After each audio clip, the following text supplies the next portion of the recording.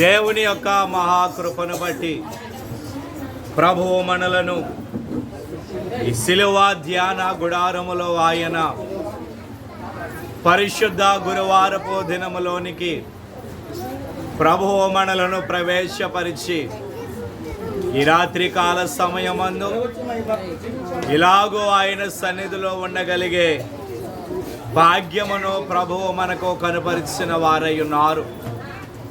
ఆయనకే నిండు మహిమ ఘనత ప్రభావములు యుగ యుగములు ఆయనకు మెండుగా కలుగును గాక.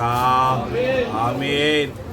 అలాగే ఈ రాత్రి కాల సమయమందు ఆయన సన్నిధిలో ఆయన దైవ ధ్యానములో ఆయన శిలవస్త్రములను ధ్యానము చేయడానికై ఏకీభవించిన ఆయన బిడలారా, ప్రభువు మిమ్ములను, మీ కుటుంబములను, మీ పనిపాటులను, మీరు చేయుచున్న సకల కార్యములను ప్రభువు బహుగా దీవించి ఆశీర్వదించును గాక.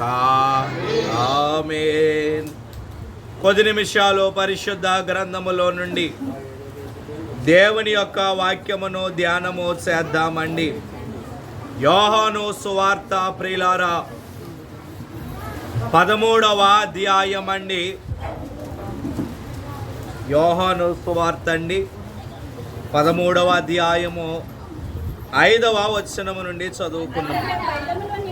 అంతటా పల్లెములో నీళ్లు పోసి శిష్యుల పాదములు కడుగుటకును తాను కట్టుకొని ఉన్న తువాలుతో తుడుచుటకును మొదలుపెట్టెను. ఇట్లు చేయుచు ఆయన సీమోను పేతురునొద్దకు వచ్చినప్పుడు అతడు, ప్రభువా, నీవు నా పాదములు కడుగుదువా అని ఆయనతో అనెను. అందుకు యేసు, నేను చేయుచున్నది ఇప్పుడు నీకు తెలియదు గాని ఇక మీదట తెలుసుకొందువని అతనితో చెప్పగా, పేతురు, నీవెన్నడును నా పాదములు కడుగరాదని ఆయనతో అనెను.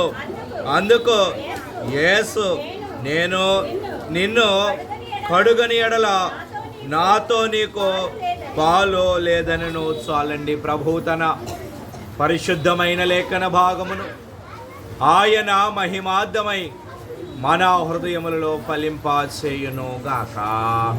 ఆమేన్.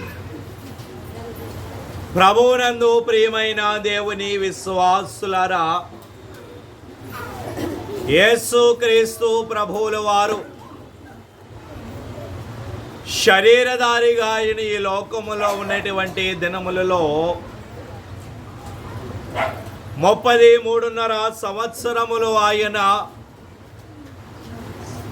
ఈ లోకములో ఆయన నివాసము చేసిన వారుగా ఉన్నారు. మొదటి 30 సంవత్సరములు ఆయన గృహములో తన తల్లిదండ్రులైన వారి వద్ద ఆయన ఉండి కుటుంబ బాధ్యతలను ఆయన నెరవేర్చి ఆయన 30 సంవత్సరముల వయస్సు ఆయనకు వచ్చిన తరువాత యొర్దాను నదిలో బాప్తిస్మమిచ్చు యోహాను గారి ద్వారా ఆయన బాప్తిస్మమును పొందుకొని 12 మంది శిష్యులను ఆయన ఏర్పాటు చేసుకుని చివరి 3.5 సంవత్సరములు కూడా ఆయన ఎంతో విరామము లేనటువంటి విస్తారమైనటువంటి సేవా పరిచర్యను ఆయన చేసిన వారుగా ఉన్నారు. ఆయన యొక్క సేవా పరిచర్యలో అనేక మంది ఆయన యొక్క బోధలను విన్నవారు ఉన్నారు. ఆయన బోధల యందు అనేక మంది విశ్వాసం ఉంచిన వారుగా ఉన్నారు. అలాగే ఆయనకు వ్యతిరేకముగా కూడా అనేక మంది ఏర్పడిన వారు కూడా ఉన్నారు. ఆయన ప్రజలే, ఆయన బోధలు విన్నవారే, ధర్మశాస్త్రోపదేశకులు, ప్రధాన యాజకులు, పెద్దలు, శాస్త్రులు, వీరిలో అనేక మంది ప్రభువుకు వ్యతిరేకముగా వారు ఒక కూటముగా వారు ఏర్పడిన వారుగా ఉన్నారు. ఎలాగైనను యేసును సంహరించాలని, ఆయనను లేకుండా చేయాలని ఆలోచన కలిగిన వారై ఆయనకు వ్యతిరేకముగా ఎన్నో ఆలోచనలు వారు చేసిన వారుగా ఉన్నారు. ఇవన్నీ ఆయన ఎరుగుదురండి. ఆయన అప్పగించబడాలి, శ్రమ పొందుకోవాలి, సిలువ వేయబడాలి. ఈ విషయములన్నింటినీ ఆయన ఎరుగుదురు. అవన్నీ ఆయన ఎరిగియుండి కూడా బేతనియ నుండి యెరూషలేమునకు ఆయన శ్రమలకు ఎదురుగా ఆయన వెళ్ళిన వారుగా ఉన్నారు. అయితే ఆయన పస్కా పండుగను ఆయన జరుపుకోవాలి. ఆయన మరణించడానికి ముందు పరిశుద్ధ గురువారపు దినమునందు పస్కా పండుగను ఆయన జరుపుకోవాలి. పస్కా పండుగ అనగా మనము ఎరుగుదుము, ఇశ్రాయేలీలు ఐగుప్తు దేశములో నుండి వారు విడిపించబడినప్పుడు ప్రభువు మరణదూతను పంపించగా, మరణదూత ఇశ్రాయేలీల గృహాలలోనికి వెళ్లకుండా వారు ఒక నిర్దోషమైన ఏడాది మగ గొర్రె పిల్లను వారు తీసుకుని దానిని వధించి ఆ మాంసమును వారు చేదు కూరలతో ఆ మాంసాన్ని వారు వండుకొని పొంగని రొట్టెలు వారు కాల్చుకుని ఆ గొర్రె పిల్ల యొక్క రక్తాన్ని వారి యొక్క ద్వారబంధకములకు వారు పూసుకున్నారు. అప్పుడు ఆ మరణదూత ఇశ్రాయేలీల గృహములలో ఏ గృహములలోనికి వెళ్లకుండా ఆ మరణదూత ఐగుప్తు దేశములో ఉన్నటువంటి ప్రతి గృహములో జ్యేష్ఠ సంతానము మరణించిన వారుగా ఉన్నారు. అప్పుడు ఫరో గొప్ప సేనగా వారు ఐగుప్తు దేశములో నుండి మోషే నాయకత్వములో ఇశ్రాయేలీలు బయలుదేరి వచ్చారు. దానికి బదులుగా వారు ప్రతి ఏటా పస్కా పండుగను వారు జరుపుకుంటూ ఉన్నారు. ఆ దినము మేడగదిలో గొప్ప సామాగ్రితో సిద్ధపరచబడిన మేడగదిలో ఆయన పస్కా విందులో ఆయన ఉన్నారు. ఆయన పస్కా విందును ఆయన ఆచరించిన తరువాత విందు భోజనములను వారు ఆరగించిన తరువాత ఆయన ఆ విందులో నుండి లేచి ఒక పనిని ఆయన అక్కడ చేయిస్తున్నారు. ఏమిటి ఆ కార్యక్రమము అంటే, ఆయన ఆ విందు భోజనములో నుండి లేచి ఆయన నడుమునకు ఒక తువాలు కట్టుకొని శిష్యుల పాదములు కడగడానికి ఆయన పూనుకొన్నటువంటి వారై ఉన్నారు. శిష్యుల యొక్క పాదములు శుద్ధి చేయడానికి ఆయన పల్లెములో నీళ్లు పోసి శిష్యుల పాదములు ఆయన కడుగుతూ ఉన్నారు. శిష్యులందరూ ఒకంత ఆశ్చర్యానికి వారు గురయ్యారండి. ఇదేమిటి, ప్రభువు మా పాదములు కడుగుట ఏమిటి, ఆయన ఎలాగున చేయిస్తున్నారు ఏమిటి అని వారు ఆశ్చర్యపడ్డారు. కానీ వారిలో వారు అనుకుంటూ ఉన్నారు, కానీ పైకి వారు చెప్పడానికి ఆలోచిస్తూ ఉన్నారు. ఈలోగా పేతురు వంతు వచ్చినది. పేతురు వంతు రాగానే అప్పుడు పేతురు శిష్యులు అగ్రగణ్యుడు, వయస్సులో కానీ జ్ఞానములో కానీ అతడు అగ్రగణ్యుడు గనుక పేతురు ప్రభువుతో అంటూ ఉన్నాడు, ప్రభువా నీవు నా పాదములు కడుగుటయా, ఇది ఎక్కడి న్యాయము ప్రభువా అని పేతురు ప్రభువుతో అంటే ప్రభు అంటున్నారు పేతురుతో, పేతురు నేను చేయిచున్నది నీకు ఇప్పుడు తెలియదు, తరువాత దానిని నీవు తెలుసుకొందువు అని పేతురుతో అంటూ ప్రభు అక్కడ ఒక మాట అంటూ ఉన్నారు, నేను నిన్ను కడుగని ఎడల నాతో నీకు పాలు లేదు అని ప్రభువు పేతురుతో అంటూ ఉన్నారు.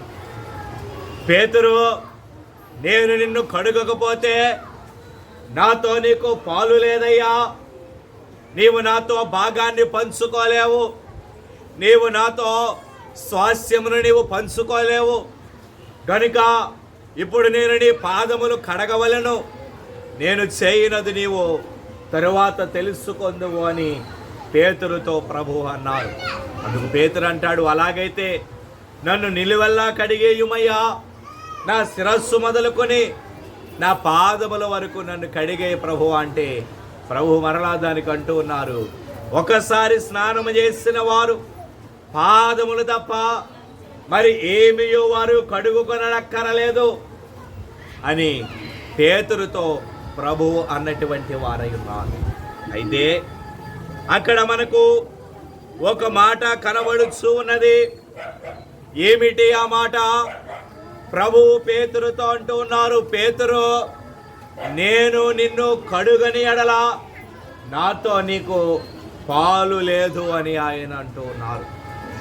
ఏ దినమో మనమందరము ఆయన ద్వారా మన పాదములు శుద్ధి చేయించుకోబడబోతూ ఉన్నాయి.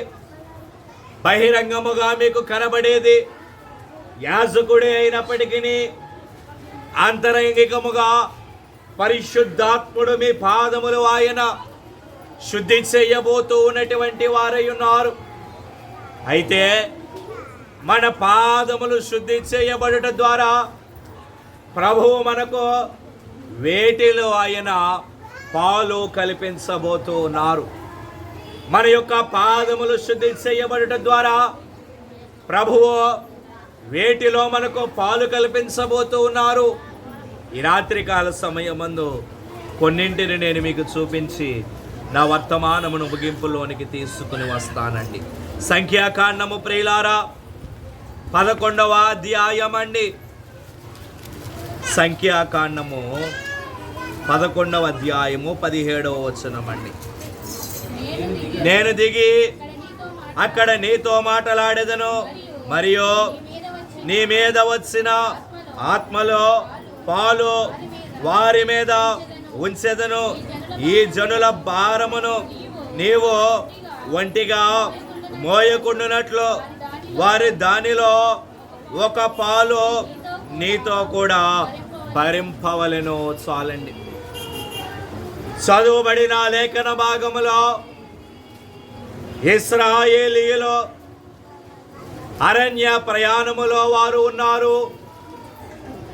మోషే నాయకత్వములో కొన్ని లక్షలాది మంది ఇశ్రాయేలీయులు అరణ్యములో వారు ప్రయాణమై వారు పాలు తేనెలో ప్రవహించు కనాను దేశములోనికి వారు ప్రయాణమై వారు వెళ్ళుచూ ఉన్నటువంటి వారై ఉన్నారు.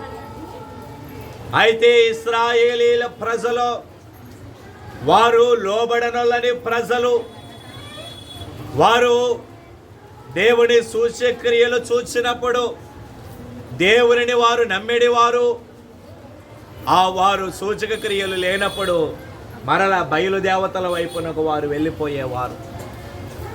ఇలాగూ మోషే ఒక్కడే వారి భారమంతటిని భరించుకుంటూ మోషే ఒక్కడే వారిని నడిపించుచూ వెళ్ళుచూ ఉన్నాడు.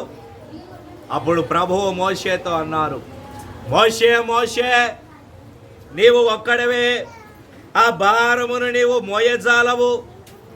పెద్దలుగా పిలువబడు 70 మందిని నీవు ఇశ్రాయేలీయుల నుండి ఏర్పాటు చేసుకో.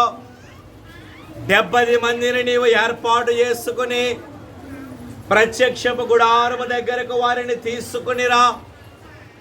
నేను అక్కడ దిగి వారితో నేను మాట్లాడతాను. వారితో నేను మాట్లాడి అక్కడ ఆయన అంటూ ఉన్నారు, నీకు వచ్చిన ఆత్మలో వారు పాలు పొందెదరు అని ఆయన అంటూ ఉన్నారు మోషేతో. కనుక మొట్టమొదటిగా మన పాదములు శుద్ధి చేయబడుట ద్వారా ప్రభువు మనకు అనుగ్రహించే మొదటి ఆశీర్వాదం ఏమిటి అంటే పరిశుద్ధాత్మలో దేవుడు మనకు పాలు కల్పించబోతూ ఉన్నటువంటి వారై ఉన్నారు. దేవునికి స్తోత్రం. పరిశుద్ధాత్మలో ఆయన మనకు పాలు కల్పించబోతూ ఉన్నారు. అనగా పరిశుద్ధాత్మను దేవుడు మనకు అనుగ్రహించబోతూ ఉన్నారు. ప్రభు అన్నారు, ఆత్మ లేనివాడు నావాడు కాడు అని ఆయన అన్నారు. కనుక మనము ఆత్మను పొందుకోవాలి. ఏ ఆత్మ? ప్రతి మానవునిలో కూడా ఆత్మ అనబడేది ఉంటుంది.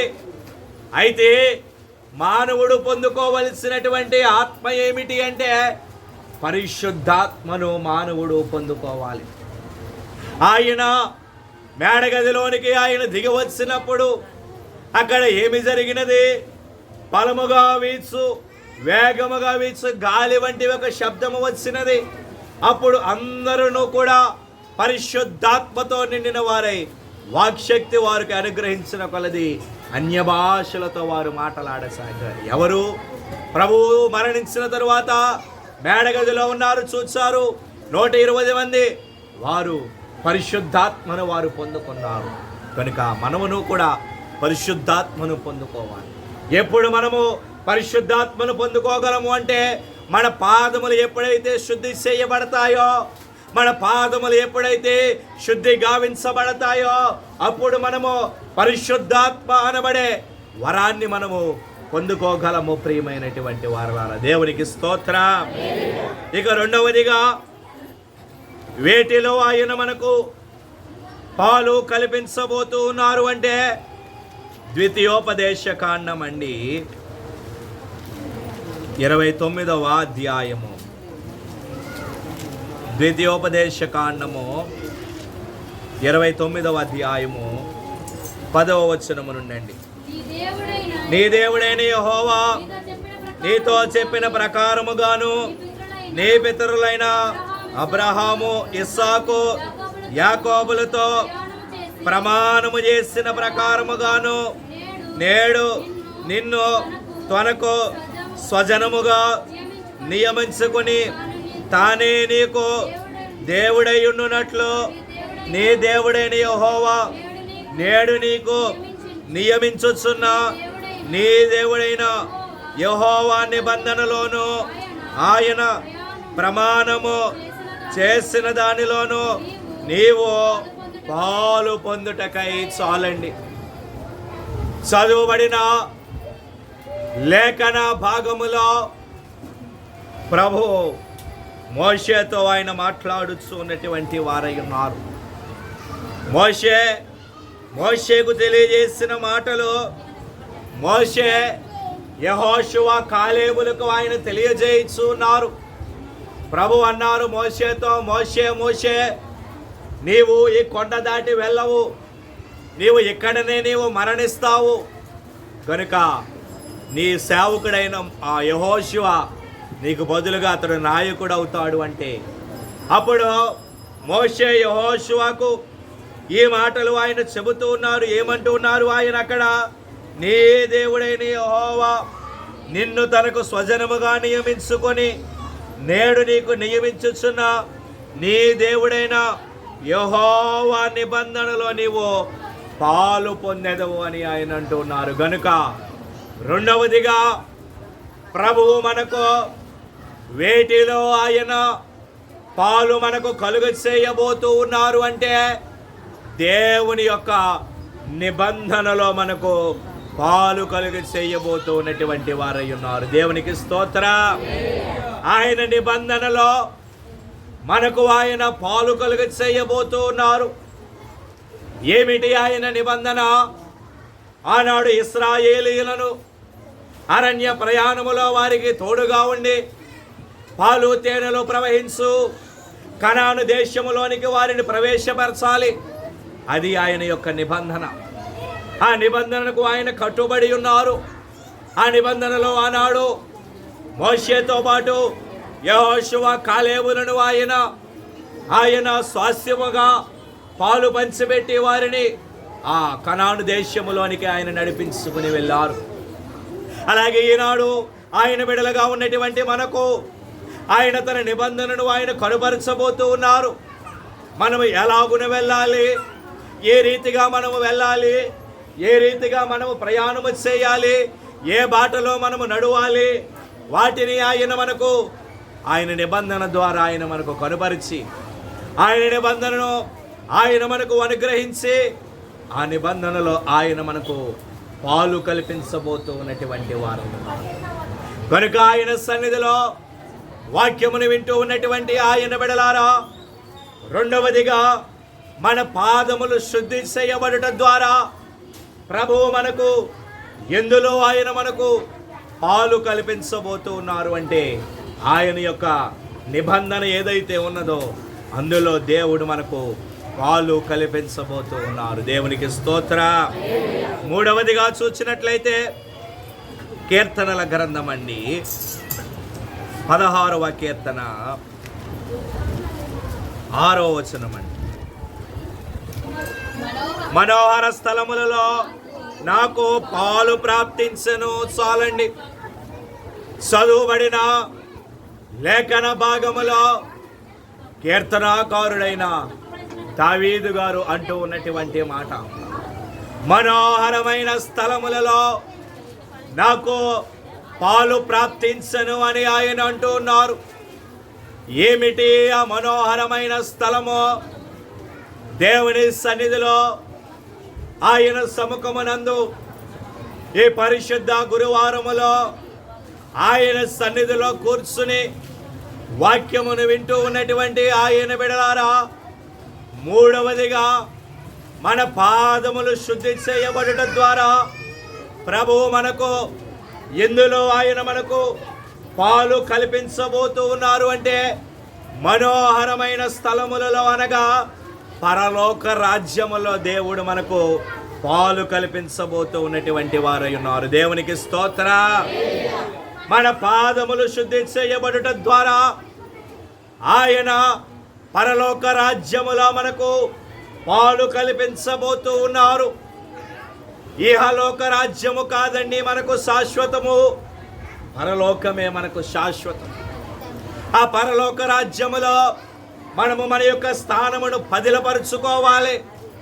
మన యొక్క స్థానమును మనము భద్రము చేసుకోవాలి. కనుక ఆయన సన్నిధిలో కూర్చుని వాక్యమును వింటూ ఉన్నటువంటి ఆయన బిడలారా, ఎందులో దేవుడు మనకు పాలు కల్పించబోతూ ఉన్నారు అంటే, ఆయన మనోహరమైనటువంటి స్థలములలో.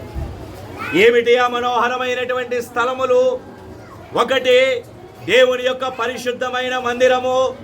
రెండు, ఆయన యొక్క పరలోక రాజ్యము. ప్రియులారా,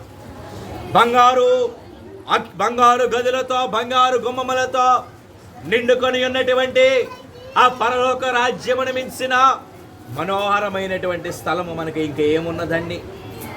ఆయన మనోహర స్థలములో మనకు పాలు కల్పించబోతూ ఉన్నారు అంటే, ఆయన పరలోక రాజ్యములోనే, ఆయన పరలోకములోనే మనకు ఆయన పాలు కల్పించబోతూ ఉన్నటువంటి వారై ఉన్నారు. కనుక మన పాదములు అనబడేవి శుద్ధి కాబడాలి. పాదములు శుద్ధి చేయబడుట ద్వారా పరలోక రాజ్యములో మనము స్థానాన్ని మనము సంపాదించుకోగలము. ప్రియమైనటువంటి వారు, అది కీర్తనాకారుడు అంటూ ఉన్నారు, మనోహరమైనటువంటి స్థలములలో దేవుడు నాకు పాలు ప్రాప్తించను అని ఆయన అంటున్నారు. ఆయన ఎరుగుదురు.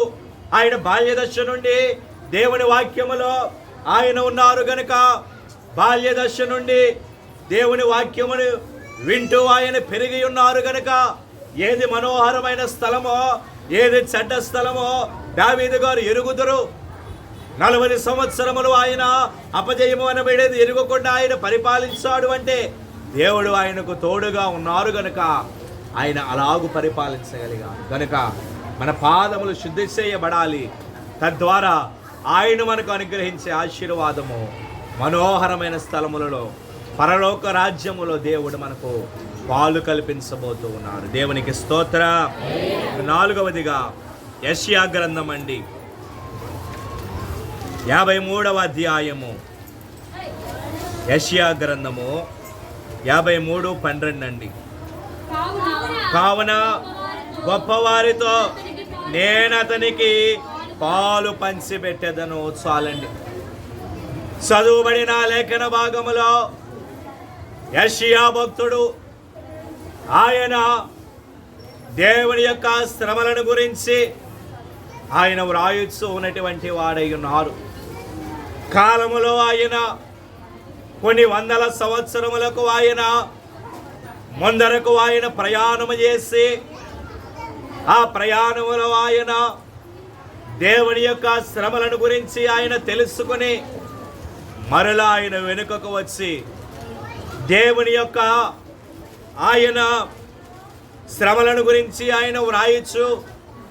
ఆయన అంటూ ఉన్నటువంటి మాట ఏమిటి అంటే, గొప్పవారితో నేను అతనికి పాలు పంచిపెట్టేదను అని ఆయన అంటూ ఉన్నారు. కనుక నాలుగవదిగా మన పాదములు శుద్ధి చేయబడటం ద్వారా దేవుడు మనకు అనుగ్రహించే నాలుగవ ఆశీర్వాదం ఏమిటి అంటే, గొప్పవారితో మనలను ఆయన పాలు పంచిపెట్టబోతున్నటువంటి వారై ఉన్నారు. దేవునికి స్తోత్ర.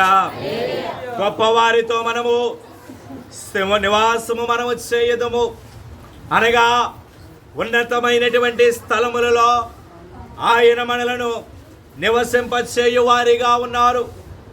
ఉన్నతమైనటువంటి స్థలములలో ఆయన మనలను నివసింపచేయబోతూ ఉన్నారండి.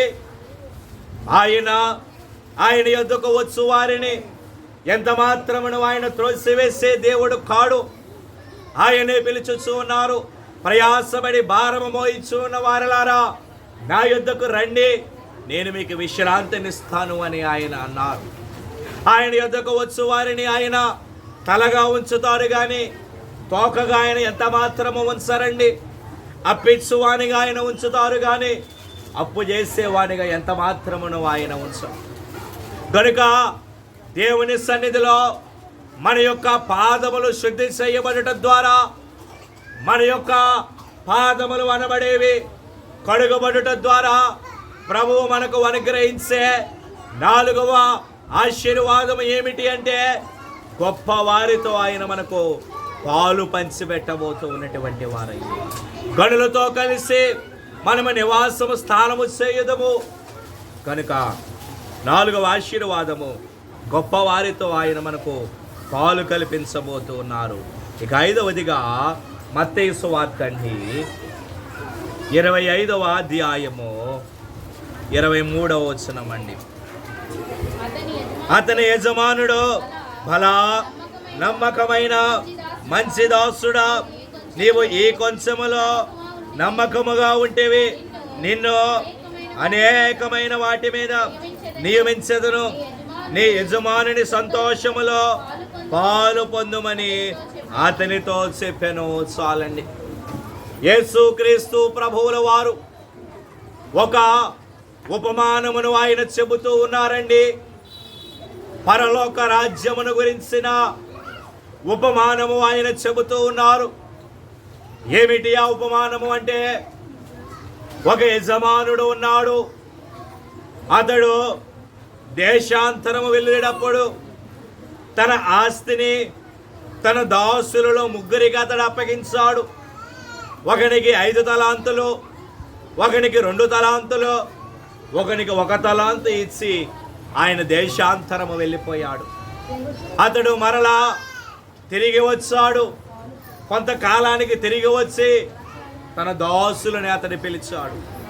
పిలిచి వారిని అడిగాడు, నేను మీకు ఇచ్చిన ఆస్తిని ఏం చేస్తారయ్యా అని అడిగితే వారన్నారు, 1 తలాంతు ఇచ్చిన వాడు అంటాడు, అయ్యా నీవు విత్తని చోట కోయువాడవు, చల్లని చోట పంట కూర్చువాడవని నేను ఎరుగుదును కనుక ఇదిగో నీకు భయపడి 1 తలాంతు తీసుకెళ్ళి వెళ్ళి నేను భూమిలో దాచిపెట్టాను, ఇదిగోనయ్యా నీ తలాంతు అన్నాడు.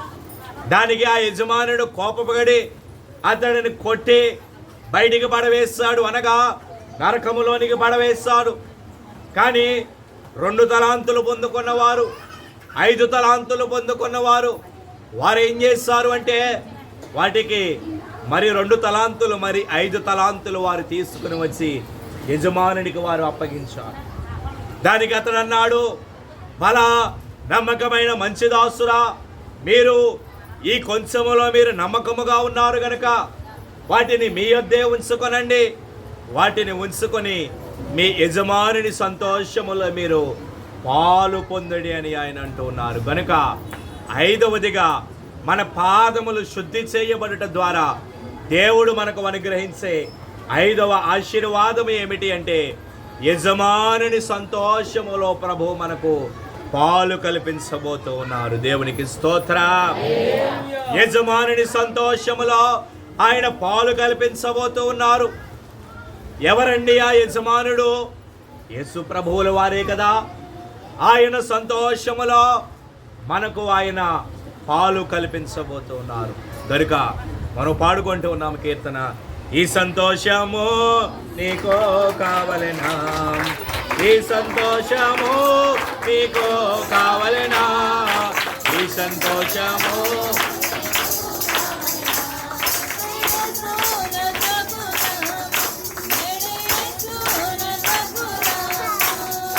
సంతోషమే సమాధానము, సంతోషమే సంతోషమే సమాధానము, చెప్పనా సఖ్యమైన సంతోషం, చెప్పనా సఖ్యమైన సంతోషం. తెరువబడెను నా మనోనేత్రము, తెరువబడెను నా మనోనేత్రము, తెరువబడెను నా మనోనేత్రము.